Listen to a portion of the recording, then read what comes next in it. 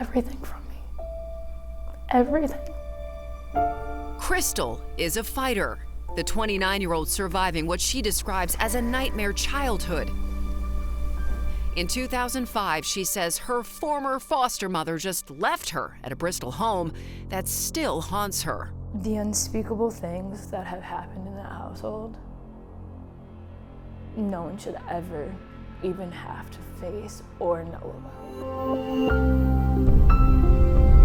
Crystal's story first made headlines last January when she reported years of alleged sexual abuse to Bristol police.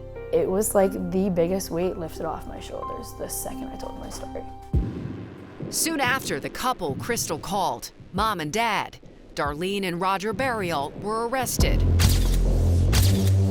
Roger charged with first-degree sexual assault. We don't have any comment at all. No, we have no comment on this case. Roger, do you want to say anything?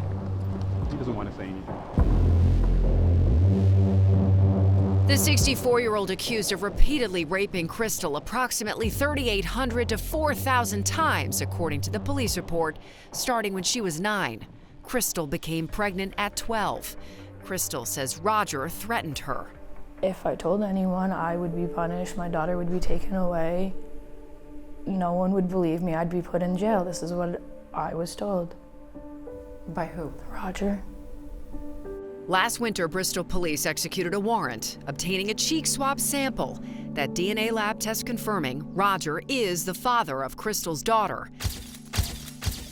Roger's 48-year-old wife, Darlene, was also charged in the case with risk of injury to a minor. Darlene, do you care to comment on the charges? Anything at this time? Nope. She knew everything. And she did absolutely nothing. While the criminal case is pending, Crystal is pursuing a $30 million claim against the Connecticut Department of Children and Families. Nate Baber is her attorney. He's taken on a number of sexual assault cases over his legal career.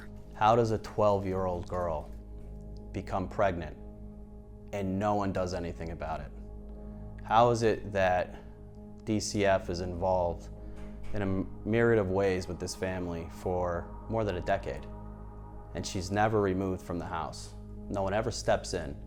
No one ever asks the right question or asks her questions privately. The claim says despite the reports, tips, referrals, complaints, concerns, suspicions, reasonable belief, and her pregnancy, DCF failed to take any meaningful action for more than a decade. It's the worst case of sexual abuse in the sense of how many people could have done something to stop it.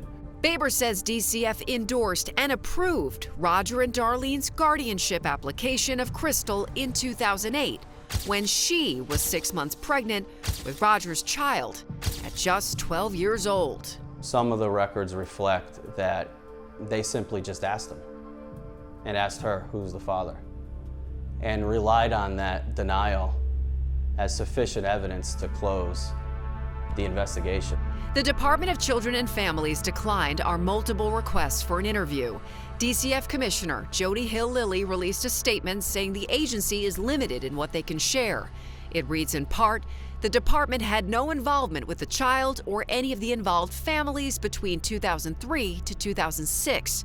It goes on to say, Mr. Burial and his wife were never licensed foster parents for the department, and the now adult victim was not placed into the home of Roger Burial by the department. The family received guardianship of the victim via the probate court as a child.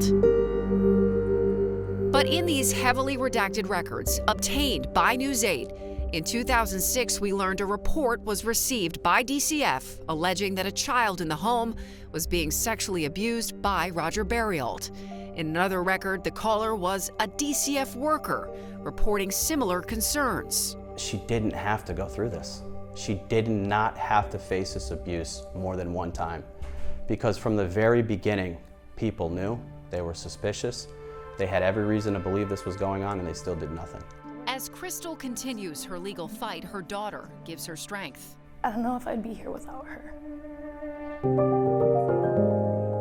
By sharing her story, she says she hopes to create change and help fix what's what's broken. I just want to go on and just live a life that I can be proud of and know that I'm nothing like the people who raised me.